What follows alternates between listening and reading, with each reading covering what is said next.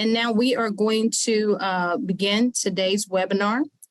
I am getting ready to share our slides, initial slide deck. Okay.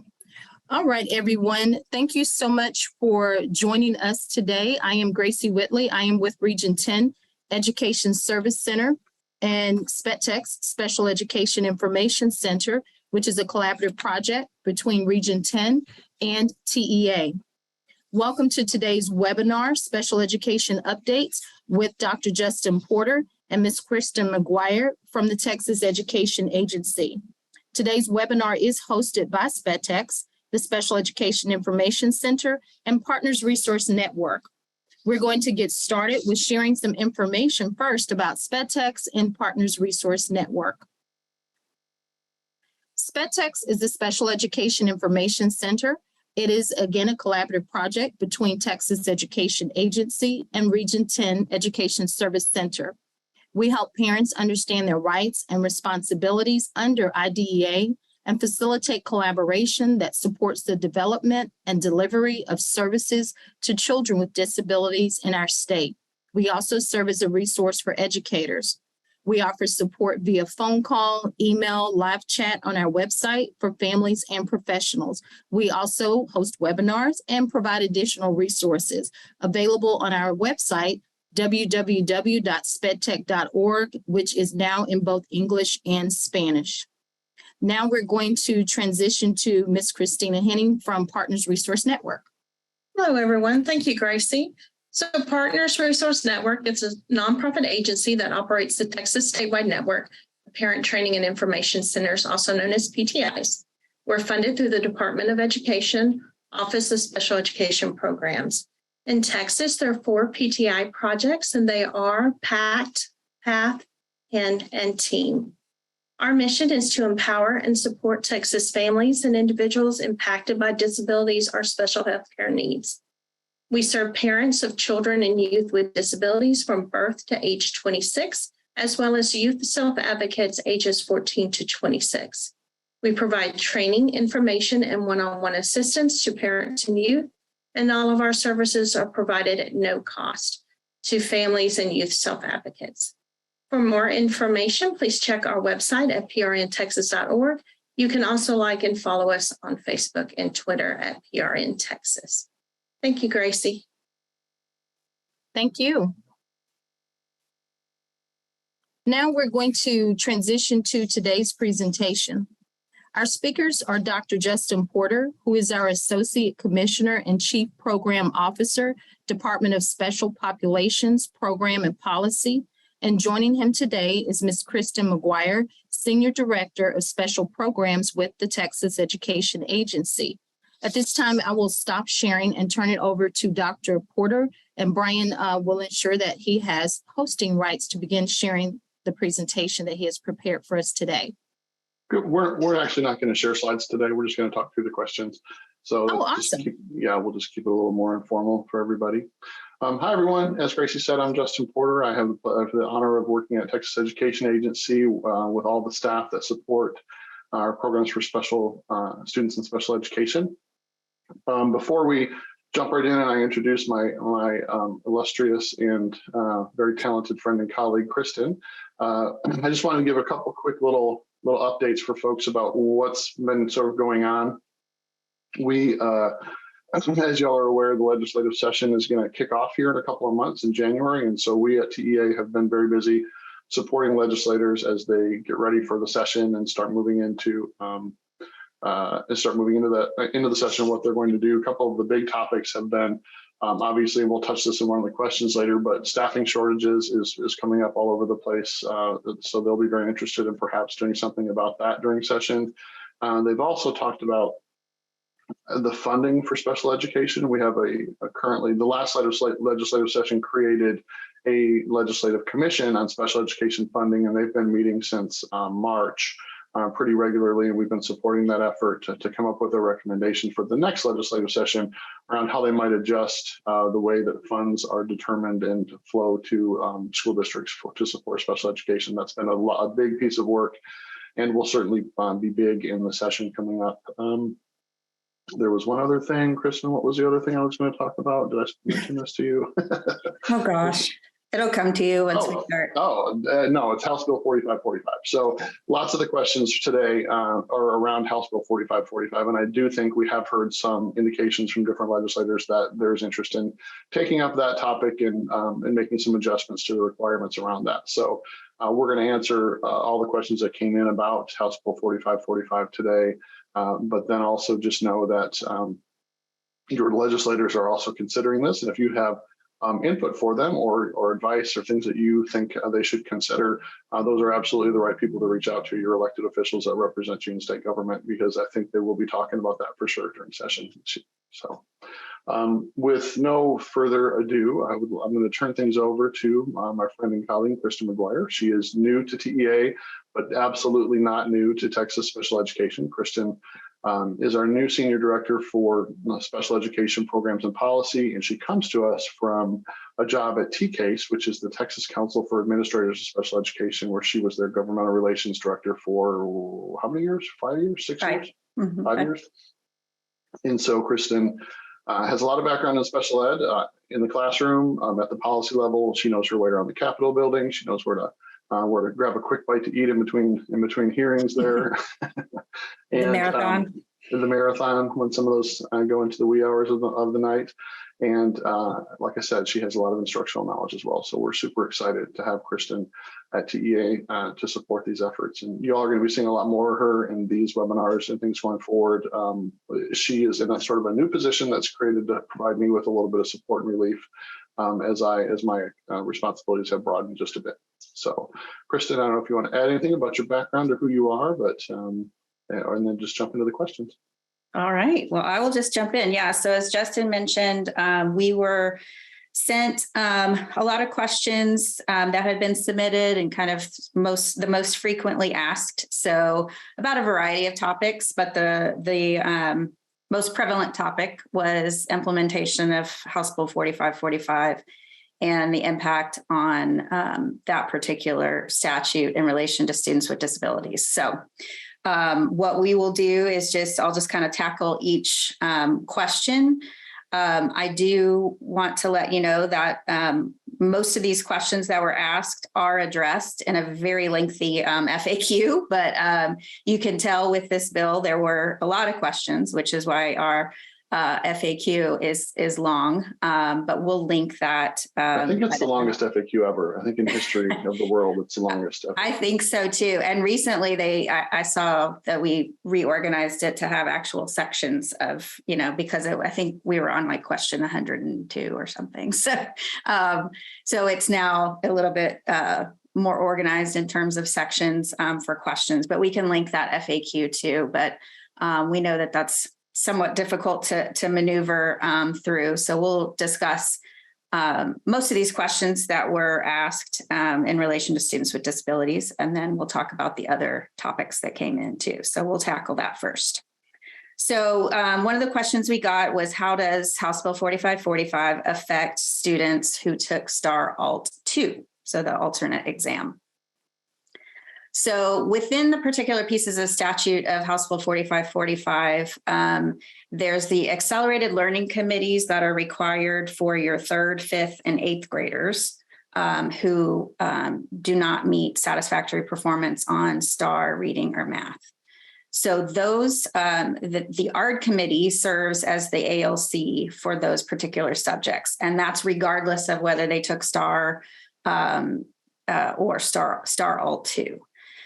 So the ARD committee does still act as the ALC in this case. So the ARD committee then has to determine accelerated instruction because that's part of the statute. So the difference with STAR Alt 2 is that most of what you hear in terms of the HB 4545, the supplemental instruction, the 30 hours, no less than 30 hours, the no more than 3-to-1 student to teacher ratio, those specific requirements are not applicable to those who took STAR Alt 2. So essentially the requirement to discuss and determine accelerated instruction still exists, but as far as the specific supplemental instruction required by HB 4545, that does not apply to students who took STAR All 2. So your ARD committee will determine that. And that's in the FAQ in section G, which is that students with disabilities section. So another question we got is if the student passes the end of course, the STAR end of course assessment. So they failed to meet satisfactory performance the first time, they passed it the next time, but hadn't yet completed their 30 hours. Can that accelerated instruction end? And the answer is yes. So of course, with STAR EOCs, there's a different schedule than our 3 through 8, where we have several administrations throughout the year. So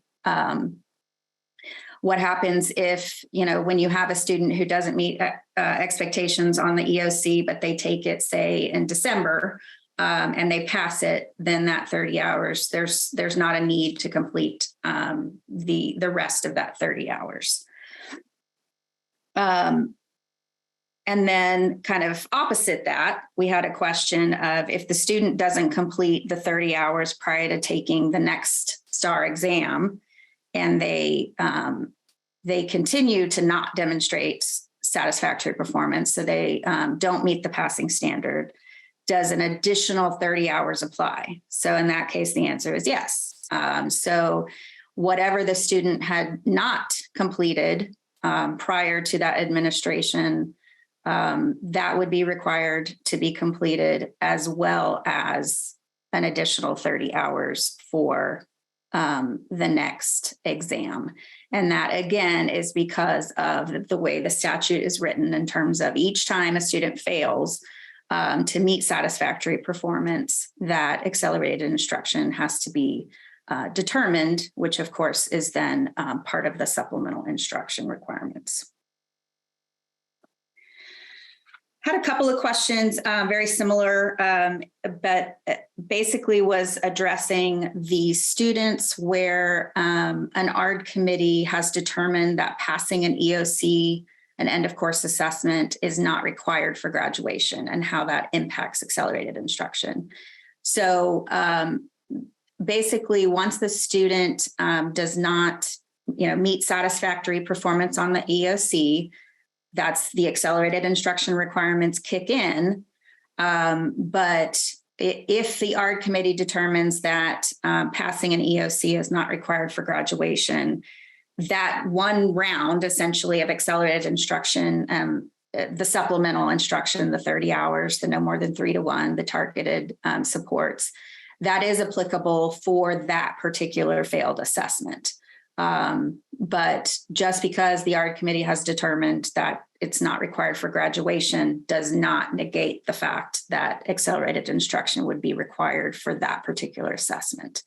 Essentially, the obligation ends once that particular round of accelerated instruction is completed, but it does not, negate the fact that accelerated instruction is required.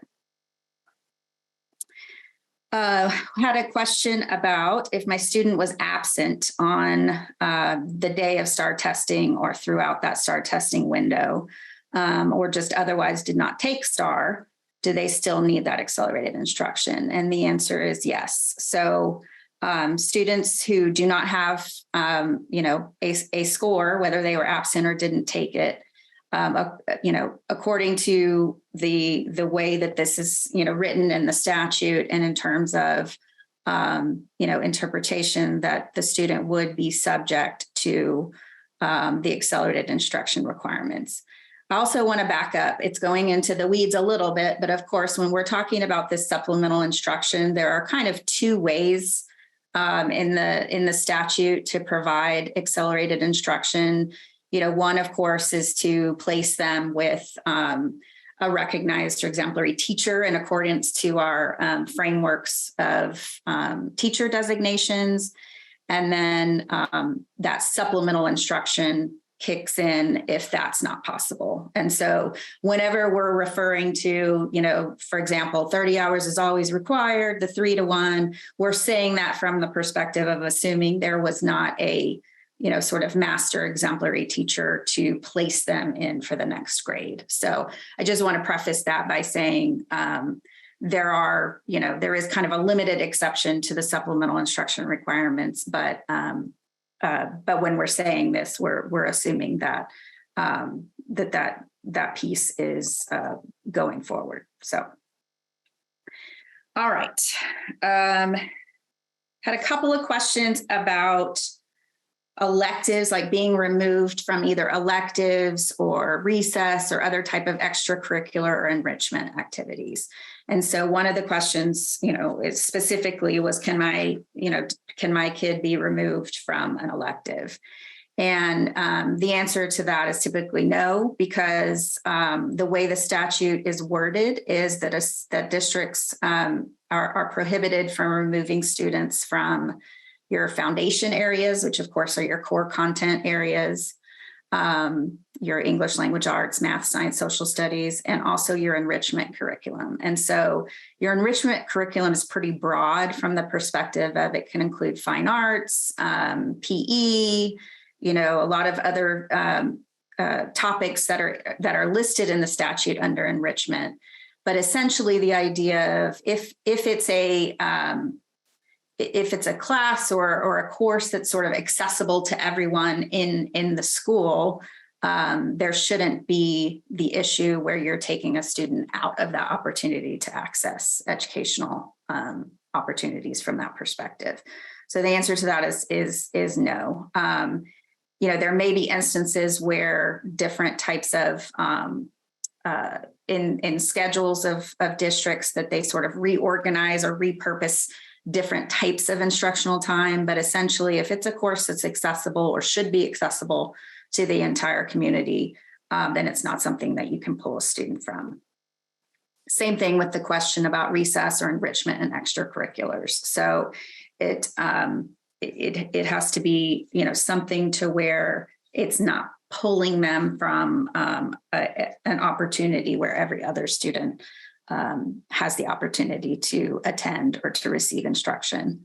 So, of course, that makes, scheduling difficult in terms of, with districts scheduling the accelerated and supplemental instruction. So it does, make it difficult. And so we know a lot of districts, especially this year and beyond, if they hadn't already, have started to sort of, build in pieces in their schedule that is, for that non-instructional supplemental instruction time for those students who need it. So it does get difficult, but that is the way the statute is worded correctly right now. What we hear a lot, of course, is, can I opt my child out? So is there an opt-out, or can the ARD committee waive or modify this requirement?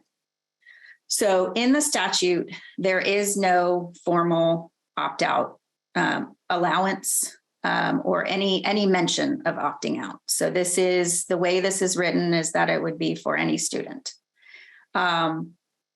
Because in our case with students with disabilities who are receiving special education services, their ARD committees are determining that, those services and the accelerated instruction, what really needs to be,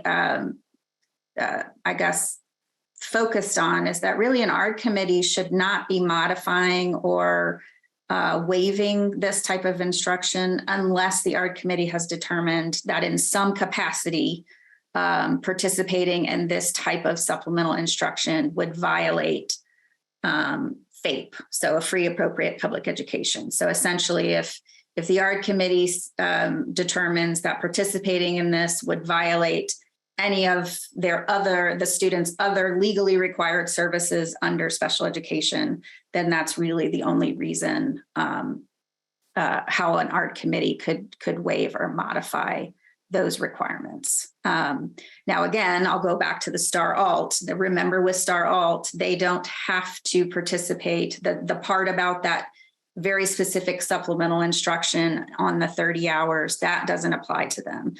So I'll just throw that back there. But as far as the typical process of accelerated instruction and what's required, in this case, when the ARD committee is discussing this, it really should be a conversation of whether participation would violate the student's other legally required or agreed upon services or service access.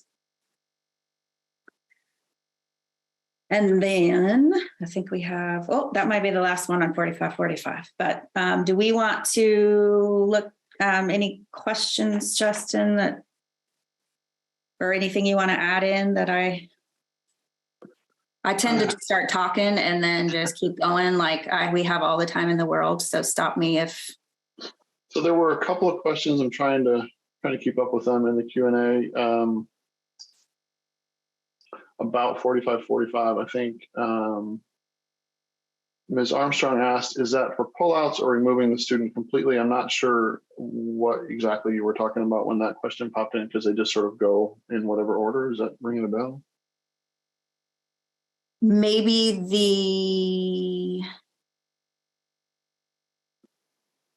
maybe Ms. Armstrong, if you want to, removing students from electives. So in this case, what I'm referring to is solely the instruction related to HB 4545. So that particular accelerated, that supplemental accelerated instruction, that's what I'm referring to. So as that piece of the statute prohibits removal of kids in those electives for that purpose. For specifically that purpose related to HB 4545. However, we know that some LEAs do that sometimes for general intervention. Not saying that that's a good idea, but I do know that some LEAs do that as a regular course, and that would be an opportunity for you to have conversations with that with your school district and your campus for sure about that.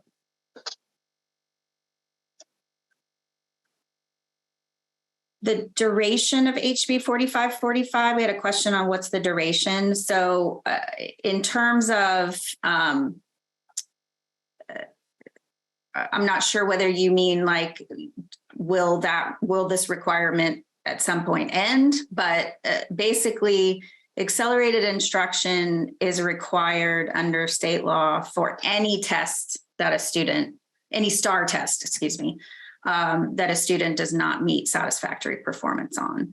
And so essentially, what HB 4545 did was add some specific parameters on what that accelerated instruction would look like. And so those parameters would still apply in each case that a student fails to meet satisfactory performance. Now, to what Justin was referring to earlier, the legislature has heard a lot about the difficulties in implementing the statute, and from both parents and from districts.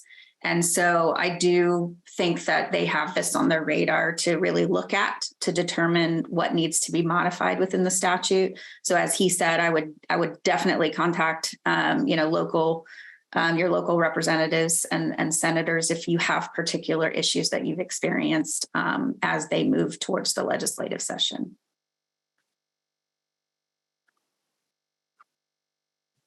Okay, let me move on to some other questions or some other topics, and then we can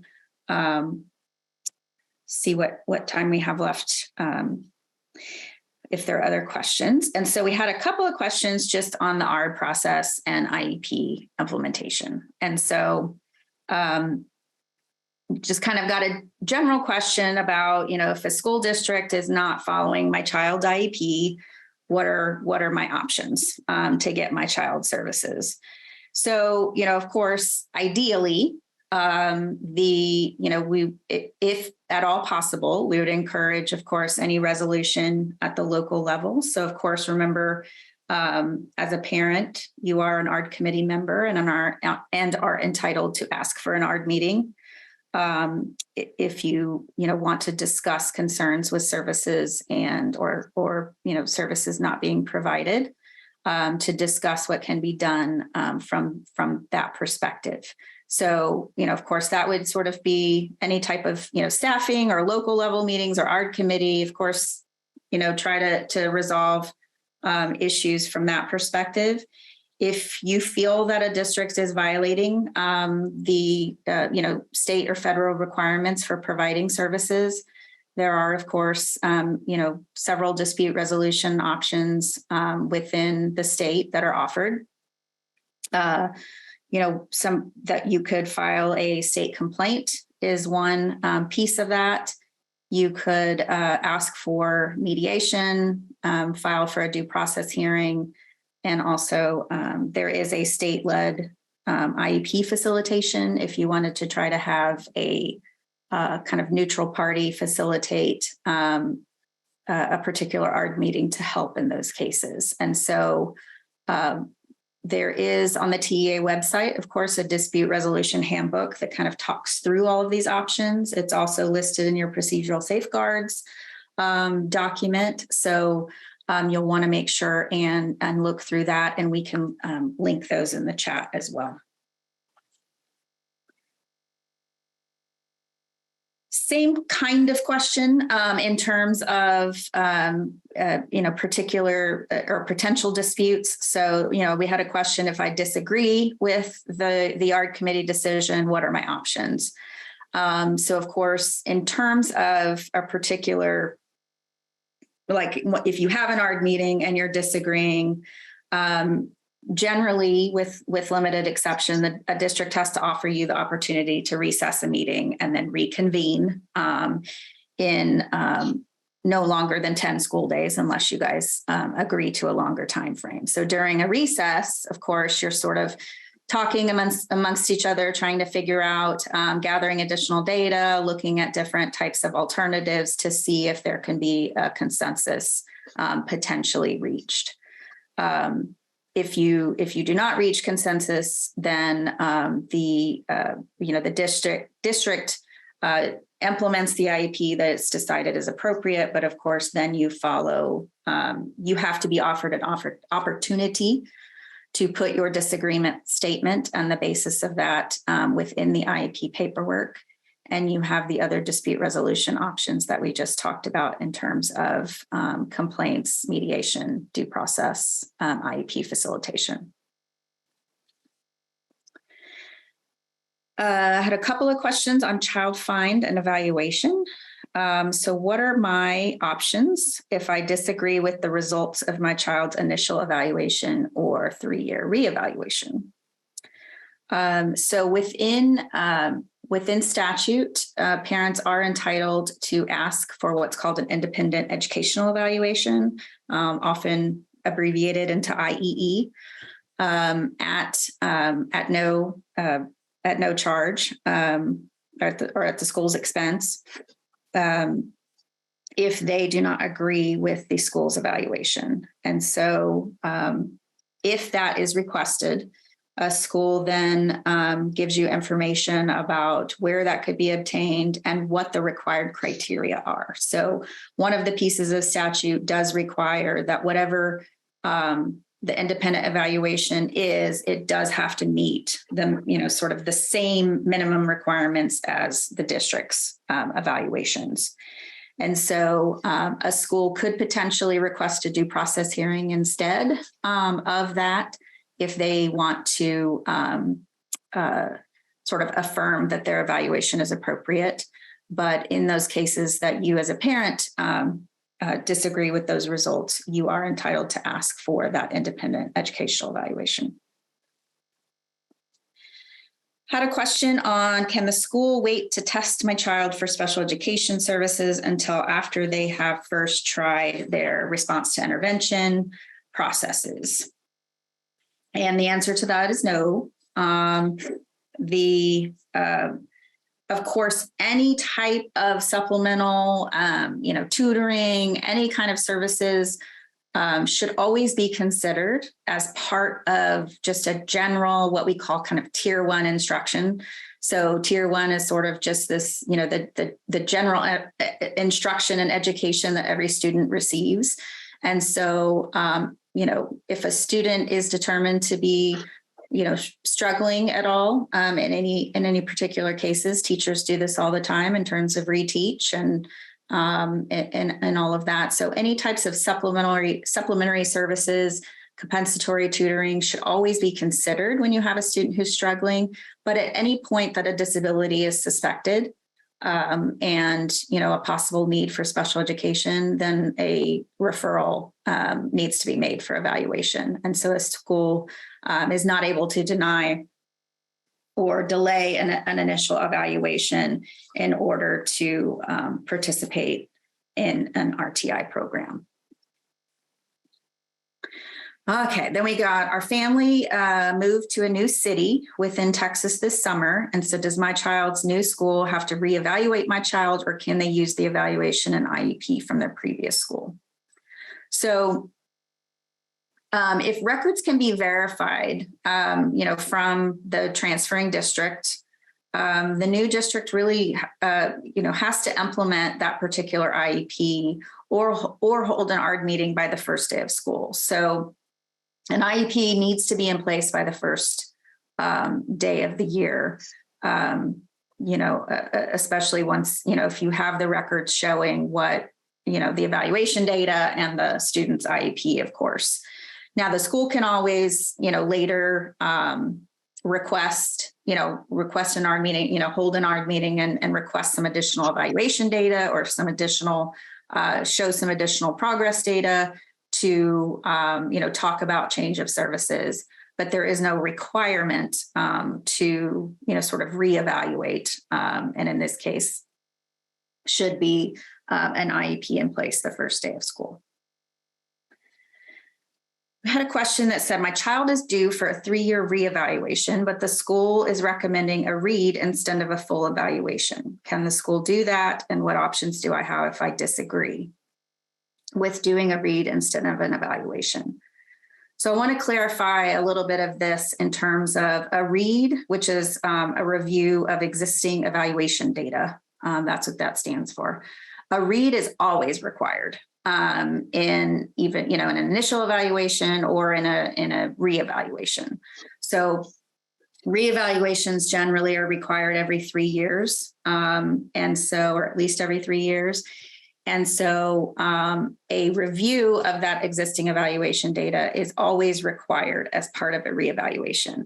Now, within that read, it doesn't have to be done necessarily in an ARD meeting, but the ARD committee members, which of course also includes the parent, have to discuss within that review of data whether there needs to be some additional evaluations conducted or any type of other data collected to, to ensure that the student is receiving the appropriate services. So I think what this question may have been asking more is, potentially the school saying they don't think, new or updated evaluations are necessary, but the parent might. And of course, you as an ARD committee member are able, even if, the school says they don't think that evaluation data is needed or new evaluation is needed, you do have that right to go ahead and ask for a formal reevaluation with the evaluations to determine the appropriate services. So read is always required. What that read results in is whether or not additional formal evaluations are necessary. So Justin mentioned this issue at the beginning, of course, and had a couple of questions about staffing at schools. And so, a couple of questions about just, districts experiencing some significant staffing shortages and, what do we do about that? And how does this impact, students with IEPs? And, what can the state do? And in terms of what the state can do is, I know that this, again, just like HB 4545, this issue is very forefront in the minds of our legislators right now. They have had several interim hearings prior to next session on the issue of these significant staff shortages and how to help that. And so, I know it seems like forever away, but I do feel like this legislative session that that the topic will be discussed significantly in significant detail. TEA also had launched a teacher vacancy task force, and they've been meeting to determine some recommendations for the legislature as well. So there are things that are, working towards this idea that we all know that there are staff shortages. Of course, we all know as humans it's not soon enough, but it is, it is a situation where districts are in spots where they're having to contract for staff that they may have, typically not had to do before. Just really trying to consider innovative solutions to, recruit and retain staff. In plain language, of course, at the end of the day, students are still entitled to those services that were agreed upon through the student's IEP. And so, one of the questions that we also got was, a perspective from a parent that the school district wants to lower their child's time in this example, speech therapy, due to personnel shortage, and what are my options? And so related to, staffing shortages, of course, decisions can't ever be made for purposes of staff shortages. So it really has to be what a student needs to access their free appropriate public education. So when you have shortages like we do at this point, I think, many schools are, talking to parents and saying, we are taking record of this and we will make them up as soon as we have staff or a contract person able to do this. But at the end of the day, the student, is entitled to receive those services that are in the IEP. And so districts will, need to be taking note of those to be able to make those up. Similarly, we had, a question about shortages of bus drivers, which are unfortunately, keeping kids home at in some circumstances, and what can be done. And it's, again, it's one of those impossible situations right now where, we encourage, any innovative thinking from school boards or any type of incentives to get those drivers, as well as, think about local funds potentially being used to use other types of transportation to get students to school. But we do definitely empathize with the shortages, but strictly in terms of, the law and what the law states, the student needs to get their services. And so that needs to be documented, any types of missed services. All right. And then you have the $1 million question of what. Kristin, I'm sorry, real quick. There was something related to that that came up in the Q&A that I thought we could address right here. Oh, sure. It's related to staffing and not having ample staff. If I've requested an ARD meeting and then the day of they don't have the staff necessary to conduct the ARD meeting, what is the timeline for rescheduling? What are the processes around that? Well, generally they would, you've got to do your mutually agreed upon time, but obviously if they'd scheduled it and it was, the district's issue in terms of staffing, I think, you've got to look at as soon as practicable. I mean, there is no legally window, but, of course, in that case, I would expect that a parent would waive their 5-day notice and do it as soon as possible. Yeah. The district's going to be really hesitant to conduct an ARD without the required staff. And so like if they don't have a workaround for that, then they probably are going to want to reschedule. But I think what Kristin says is exactly accurate. You're going to want them to reschedule it as soon as possible after that.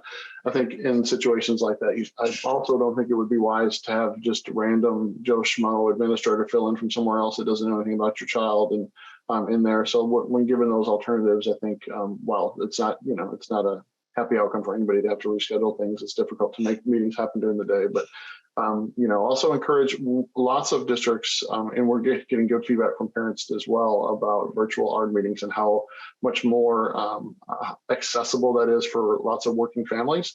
I might not be able to take off work for 3 hours in the middle of the day to drive to school, to do the meeting, to go home, or to go back to work, but I could maybe a lot easier jump out of my job and go someplace quiet and attend a Zoom meeting, either on my phone or whatever, to be part of that conversation. So we have heard from LEAs that they are getting considerable feedback from parents that they like that option. So that might be something else to consider on a different time. Just that's not necessarily related to that question. I'm just giving a plug for it, just to encourage participation as much as possible.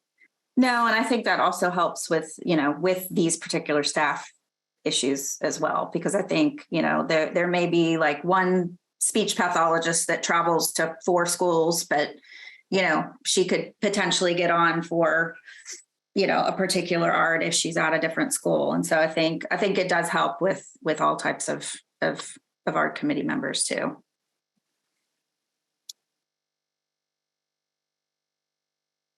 All right. And then really the last, sort of the $1 million question that we get is, what does specially designed instruction really mean? And it's an excellent question, but, obviously there's a legal definition of what that means, which, of course, is written in federal law, which is, essentially adapting, adapting content, methodology, and delivery of instruction to meet a student's needs. Essentially it really is, for better or for worse, it really is an individualized decision in this case. So it's the ARD committee's decision in terms of what is that instruction that is necessary to, to have that student access general education as much as possible, but also have what the student needs to access their right to faith. So there is no unfortunate, sort of checklist of what is and what isn't necessarily, but it definitely is the ARD committee to, to really dive in and look at what is necessary for the student to determine that those special services. And that's what I had as far as pre-submitted questions. There are several questions in chat. I'm trying to keep up with them as much as I could going through. Let me see. Let me scroll back up here.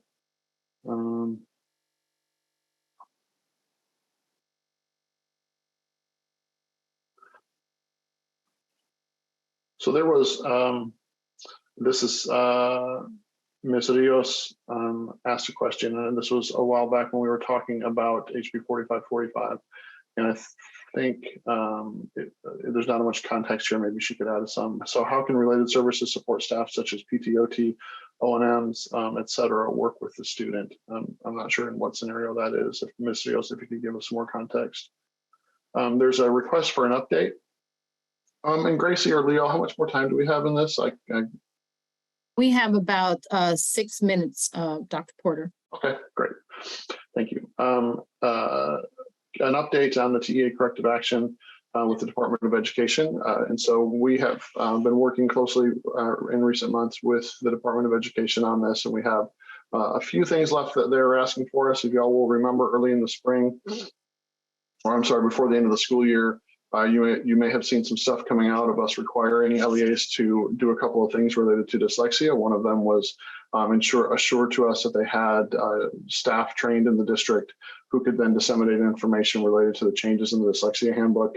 And so we're cleaning that up right now, and we'll be reporting that to OSEP. And then in addition to that, OSEP is the Office of Special Education Programs at the Department of Education at the federal level. And then the other thing was cleaning up some stuff related to postings related to dyslexia that they needed to had some required postings on their website related to that. And so we are in the final stages of verifying all of that, all How many LEAs do we have now? 1,227, I believe. LEAs across the state of Texas that we've been working with each and every one of to make sure that we have 100% compliance with that. And we'll be providing that information to OSEP. And that's the last thing that's left to do. TEA actually has completed all of the items related to the corrective action response as of probably 2 years ago. But these latest things have been new requirements from OSEP related to that we've been working hard to comply with going forward. So we don't know exactly where we are. It's hard to tell, but we have been thankfully getting more consistent communication from the federal government in the last year for sure. And so we think that we're on the right track to get cleared of that non-compliance. But we will, when we find out anything concrete, we will make sure the world knows about it. Just because there's been a lot of hard work at the state agency level to correct a lot of things and working with districts to improve services for special education. So there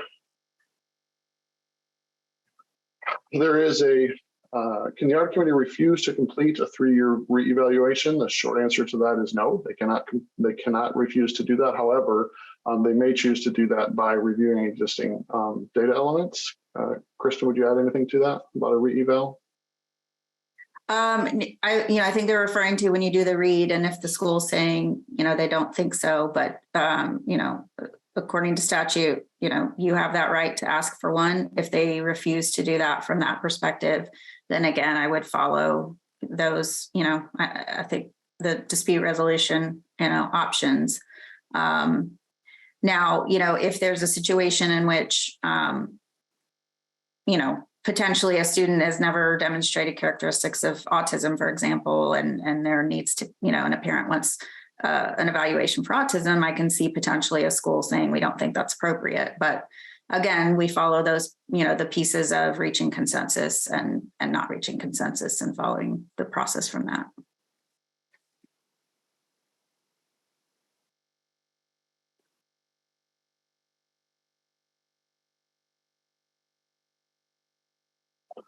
I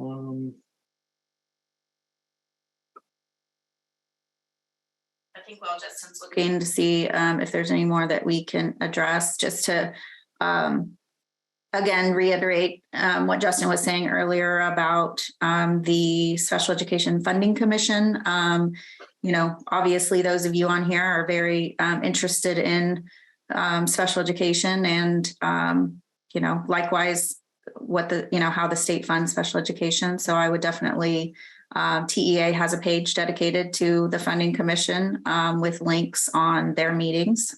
So I would, definitely look at that and follow that particular commission as it goes into the legislative session.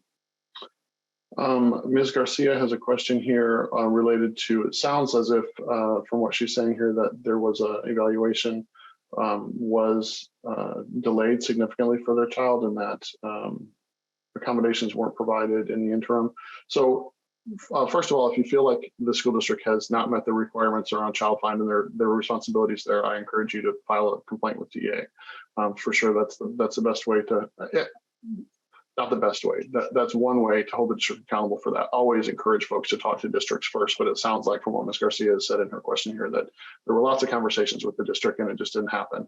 And so if that is the case, then I would recommend that you file a complaint about that. But then just broadly speaking, any and all general education interventions should be made available to students who are struggling regardless of whether or not they're in the pipeline to be evaluated for special education. So if nothing was done for your child for all of that time, that would certainly be something I would include in that in your complaint language, because it's just not acceptable for an LEA to know a kid is struggling and just allow them to struggle for as long as it sounds like they did here. So, but again, not having all the information, I would recommend that first, if you haven't already done so, you talk to the school and try to get some resolution there. And if not, then for sure, if you think that they have not met their requirements for under the IDEA, then for sure file a complaint with TEA. Some of these other questions are super specific to very individual situations. And so if I haven't touched your question here, please be sure to send us an email at sped@tea.texas.gov, and that'll get routed to the appropriate staff, and they'll reach out in either a phone call or through email and help you get resolution there.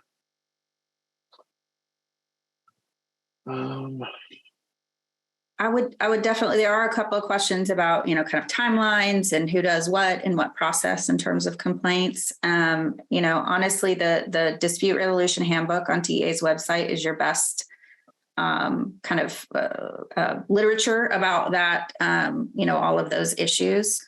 So I would definitely look there. And then, as Justin said, you can send an email to the general SPED inbox, and those can get routed to us as well. Yeah, and there's a couple of questions here about the complaint process, and what Kristin said holds true for that. The dispute resolution handbook is your friend there.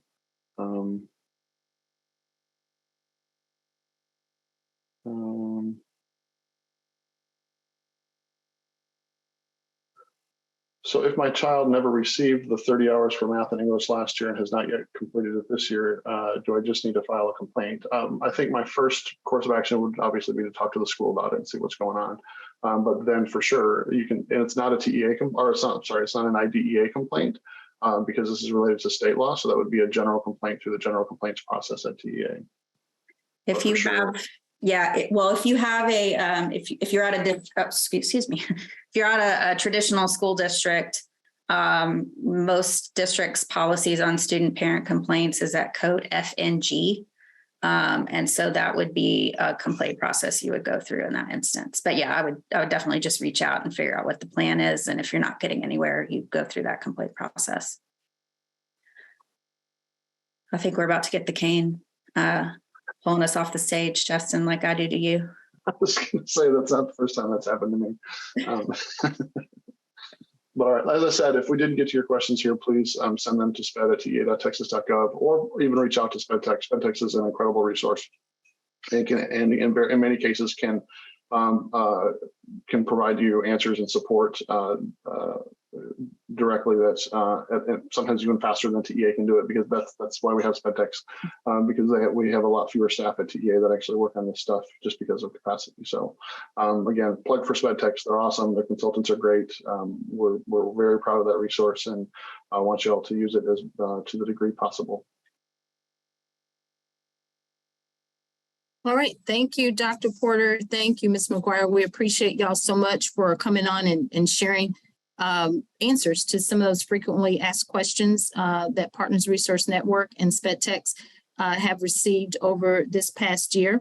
We are going to transition to our closure point so that we can get to our next webinar in about 3 minutes. So we are going to transition to Partners Resource Network, who is going to share information with us about PRN one more time. Christina? So thanks, Gracie. So big thank you for everyone who joined us today, and especially to Justin and Kristin for making the time to address parent concerns. We greatly appreciate it. I know they do too. If you need assistance, please feel free to reach out to us at 1-800-866-4726. You can reach us through email or visit our site at prntexas.org. Thank you. Thank you. And SpedTex, again, we are the Special Education Information Center. Should you have any questions or concerns about special education, please feel free to contact us. Our number is listed on the screen, as well as email address, and you can live chat with us via our website, spedtex.org, that is available in English and Spanish. At this point, we're going to again say thank you so much for joining us. We appreciate all of you taking the time to attend this webinar. And at this point, we're going to say have a great rest of your day and see you next time.